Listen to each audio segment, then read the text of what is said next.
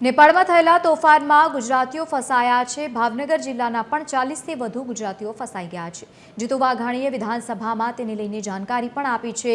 નેપાળની પરિસ્થિતિ સંવેદનશીલ છે। પીએમ મોદી આ બાબતે વિશેષ કાળજી રાખી રહ્યા છે। ગુજરાતના ફસાયેલા તમામ લોકોને ત્યાં સલામત રીતે રાખવામાં આવ્યા છે। સરકાર તેમને જ સહી સલામત લાવવા માટે પ્રયત્ન કરી રહી છે। સરકાર દ્વારા ત્યાંની આર્મી સાથે સંપર્ક પણ છે।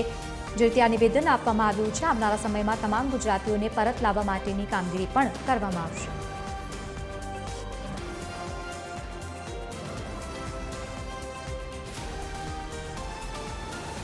કેન્દ્ર સરકાર એ સતત ભારતીયો માટે